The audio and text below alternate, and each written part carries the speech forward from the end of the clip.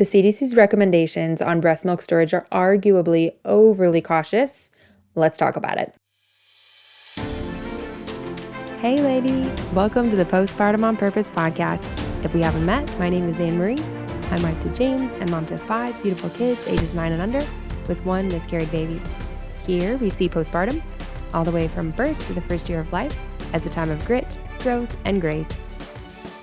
This is episode 84. Hi lady, I hope you're doing well. Let's get right into it with free things first up. If you've been around a minute, you know that free things is mental shorthand for just a reminder that 1, there is always something for which we can be grateful, and 2, that no matter what the size of our family or our budget, a rich, beautiful, meaningful life is available to all of us. Free things this week are various and sundry, kind of all across the board. And the first one, this is a little unconventional, but I like to think outside the box, and I hope you will too. The first one is saved money from canceled plans. Money that I did not end up spending that I anticipated. And that happened to me twice. Actually, on Monday, I had it in my planner to sign up for 2 different things. My kids for an art camp that they were hoping to go to in May. About an hour from here, their 4-H leader was going to take them to it. And then the other one was a ladies' night at our local Shields that I was going to go to with my mother-in-law when she came to visit. And that night, when I went to sign up for both these things, as far as art camp goes, we learned that my son was old enough, but not my daughter. And they just decided they would rather do it together and go next year. So we're saving $100, not registering for that. And then the Shields ladies' night I was going to go to with my mother-in-law was canceled. And that part was kind of a bummer because we both would have enjoyed that. And since she doesn't live anywhere near Shields, I thought, that'd be fun to go to together. But on the bright side of things, we'll figure out something else to do together when she visits. And there's the cost of tickets for that we're not spending. So I don't know, lady, what might apply in your life, what canceled plan might end up saving you money. But maybe that's a little bit of a silver lining if things don't work out. And if you're listening to this close to real time, it is the middle of March right now. And Jiminy Christmas, left and right, it seems like people are getting sick. Plans are changing. Just last weekend, my husband had made plans with 4 other guys, my dad, my brother-in-law, and then 2 friends to come over and help paint because we've painting our entire house with the hope of moving sometime. I don't know when, sometime. And as it so happened, 2 out of the 4 guys, their families were sick, right? Like 50%. 50% sickness rate. So it's just happening all over the place. And if that is part of your life right now, that stinks during postpartum in particular. I feel you there. I've been there with a baby before, not this postpartum so far. Homegirl has been really healthy. I've been very fortunate. But previously, man, Jiminy Christmas, it is just not any fun to have a baby who's sick, especially if you've got older kids who are sick. Maybe you're sick. Just no thank you. But if there is an upside to any of that, maybe there's free money that you are getting back or money that you didn't end up spending and can make good plans for it in the future. Other free things. A friend of ours went to Sam's Club and was told by the lady in the produce section, which God bless this lady's heart. I don't know her madam, but God bless her heart, that the oranges were just sensational. Well, our Grandma Tribe member lives by herself. She's single. Her husband died several years ago. And she gave us 5 giant oranges. And they made my Aldi oranges look so puny and anemic. But it was very kind. We're really looking forward to them. And we're hustling through the Aldi oranges so we can get to the better ones beyond them. And I also received an offer from a lady at church. She said, I have tons and tons and tons of plastic Easter eggs. Do you need any for Easter? And I thought, well, I mean, not exactly, because we don't need a ton and we have the amount that we need. But I thought, you know what? I'm sure that I can find a home for these.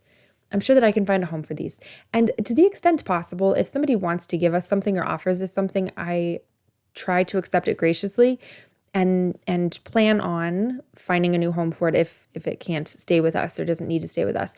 And honest to goodness, that has been my experience, that I generally can find homes for things. But I got over 100 plastic Easter eggs, and these 3 were giganto, glitter-covered ones.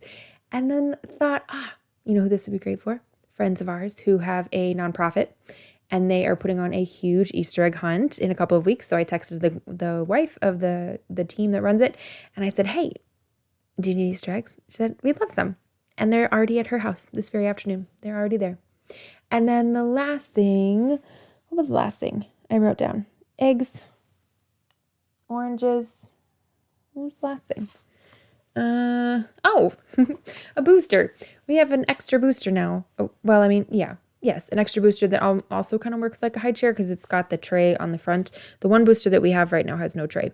It's a little ghetto because it's made it through a lot of children by now, but it's still a booster you can sit on and slide on up to the table. But this one, I don't know if we're going to keep it for when guests come, if we'll end up transitioning Cecilia to it at some point away from the high chair. I'm not sure, but it was very thoughtful. And that came over this afternoon too. After that, we always do free things and then one small change. And the one small change might sound a little bit vague, but it's essentially this idea that with the change of plans that we had recently and a couple of other different examples, I've just noticed and been grateful to notice that my capacity for handling disappointment and changed plans has increased. Not that I don't still feel a little bit sad when that happens. And of course, depending on how important the thing was to you, that's going to make a difference in terms of how it hits you. But I've just noticed a little bit less tendency to dwell and feel like, oh, woe is me, and to even second guess other people's motives maybe. Was this as important to them as it was to me? It's a little dramatic. I know. I'm sure that you are never dramatic, lady. We'll just stick with me and my drama. But I'm just noticing that a little bit of me must be growing up because I am handling disappointment a little bit better overall than I did once upon a time. All right. What I wanted to talk about today is something that honestly, I realize now this is not really applied to me, but I was writing about it for one outlet and then I ended up writing about it for another outlet. And I thought, Jiminy Christmas, now that I've written about it twice, I should probably talk about it here because it's related to postpartum. I was asked to write about it, but it had just never crossed my mind. And it's that is this: breast milk storage rules. The recommendations from the CDC, Centers for Disease Control and Prevention, are actually quite stringent. And as it turns out, it leads moms who pump, whether that's pumping because they are working or pumping because they exclusively pump, I guess those would be the situations. Moms who pump, right? For some reason, moms who pump and store their breast milk, that the guidelines for storing them are very strict and that can lead a lot of moms to throw milk away. And the essay, it was a long form essay that was brought to my attention, was by ParentData website founder Emily Oster. I'm not sure how you pronounce her last name, but she's written multiple books. She's a Harvard trained economist. And she is a professor now at, don't quote me, Georgetown maybe? I can't remember, but it's another big name school that she is a professor at currently, but was trained at Harvard. And the big shtick behind her website is this idea of like, what does the data actually say about various topics related to parenting, pregnancy, the toddler years and on, so on and so forth. And she did a deep dive into comparing what the research, where research is available, says about breast milk storage, safe breast milk storage, versus what the CDC guidelines are recommending. And you're going to hear kind of random clicks in the background because I'm going to be flipping back and forth a couple of times between what the recommendations are and then just the notes that I made about this because they're fascinating, but they're a little bit tricky for me to just rattle off the top of my head. But here's the core issue or core concern that the CDC is trying to avoid or mitigate, and that's this. The more that you heat breast milk, the hotter that it gets, the more likely that bacteria will grow in it. And while bacteria is present in every place and everywhere, including in breast milk, and that is in fact a feature and not a bug of the system, that there is some bacteria from the mother that enters into the baby through her breast milk, both from her body, but then also from the contact of the skin, actual skin on her breast. And then the bacteria from the baby taking that milk in through its mouth as well. Okay, so there's bacteria in this process, and we know that, and there's nothing wrong with that. And generally speaking, that bacteria is non-pathogenic. And you might be thinking, well, isn't all bacteria pathogenic? No, because if you think about like you and I already know that you could take probiotics, right? Well, those are healthy, good bacteria for your gut. So we know that not all bacteria is pathogenic, i.e. problematic or disease-carrying, or part of a disease process. And we know, though, that pathogenic bacteria can multiply at hotter temperatures. So the CDC's guidelines are intended specifically to prevent unsafe bacterial growth in breast milk. And a couple of the guidelines that they offer are: has freshly pumped milk been out of the fridge for 4 hours? Pitch it. Has freshly pumped milk been in the fridge for 4 days or longer, but you haven't fed it to the baby yet? pitch it, has previously frozen and now thawed breast milk been out of the fridge for longer than 2 hours, she gone. The same goes for thawed breast milk that's been in the fridge longer than 24 hours. So previously frozen and then thawed. And then what about if your baby, and this is the one that just makes me crazy, but this, I think hurts the most. What if your baby starts a bottle but doesn't finish it during a feeding, whether it was in the fridge or freshly pumped? CDC says if it's older than 2 hours, and honestly, who is going to be feeding their baby another bottle within 2 hours if they're older than a couple of weeks, right? Like the older that your baby gets, the more those feedings space out. But I digress. The CDC says if you started a bottle and you have not finished it 2 hours later, pitch it. There's a preprint study, it has not yet come out, but it was just released in this year, so 2026 at time of recording, early 2026. And they found that of the 17 mothers who pumped breast milk, 46% of them regularly pitched breast milk. Isn't that insane? Regularly pitched breast milk. Good breast milk. But it didn't meet the CDC's requirements, and so they were throwing it away. And I just think, Jiminy Christmas, if you are a woman who considers herself a low producer, like has low milk supply. Now, I realize if you're a lactation consultant, there are very strict definitions about what that exactly means, and oftentimes they would say like very few women are actually, strictly speaking, low producers.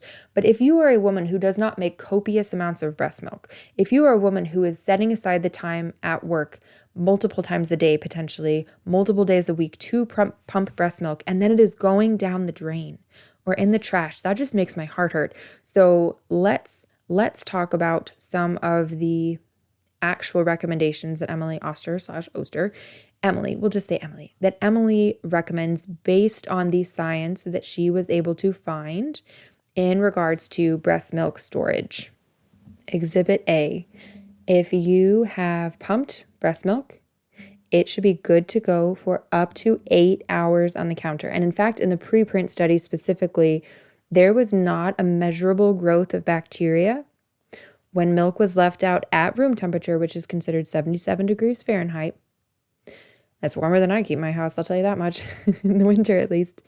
But at 77 degrees Fahrenheit at room temperature, there was not measurable bacterial growth up to 24 hours later. So 24 hours on the counter at room temperature, and it wasn't a big deal. But even if you set that number aside and you're much more conservative, based on other research, 8 hours on the counter should be totally safe, totally fine for your baby.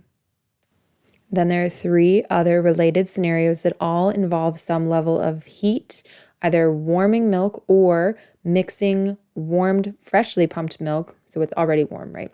You didn't artificially warm it up, but it's warm from the breast, mixing that warm, freshly pumped milk with colder milk. So scenario 1, there is milk that's been reheated, but it wasn't actually used. So for some reason you reheated the bottle, but then baby just didn't take the bottle. All right.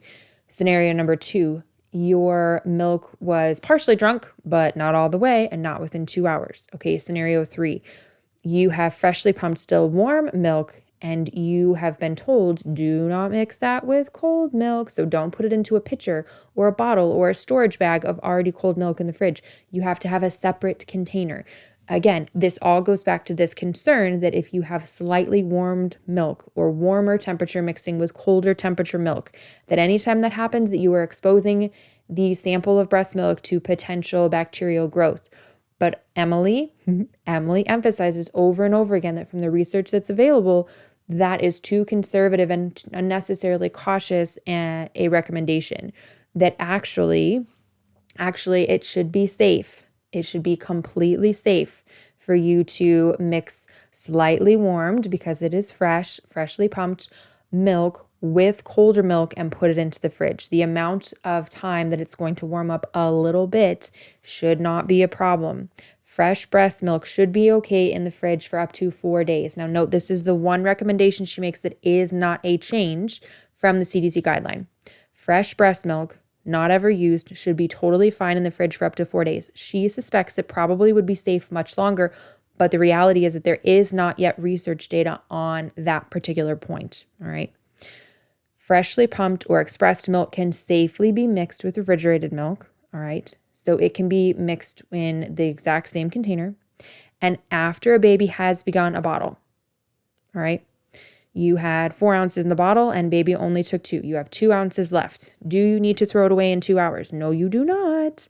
She suggests after a baby has begun a bottle, it should be safe for up to 8 hours at room temperature, minimum, and 24 hours in the refrigerator. Safe up to 8 hours at room temperature and 24 hours in the refrigerator. Now, does that not just give you the ability to relax, right? So before a bottle has been started, if it's just pumped breast milk, totally fine, safe on the counter up to 8 hours, in the fridge for up to 4 days. After you've started the bottle, pumped breast milk, totally fine on the counter for up to 8 hours. Again, just like pumped breast milk, right? So whether it was thawed and has been frozen, was frozen and has been thawed, or was in the fridge and has been warmed up, whether you just started the bottle or you haven't used it at all, up to 8 hours on the counter should be fine. If the bottle has been started, use within 24 hours, but that's 12 times longer. That's 12 times longer than the CDC's recommendation, and it should be equally safe. Lady, I hope that is such a gift and a grace to you that there is no need, per safety data that we have available to us, there is no need for such stringent, strict requirements about storing of breast milk. Not from a safety perspective, for the good of your baby. Those requirements are arguably unnecessarily rigid. I hope that warms your heart and your bottle.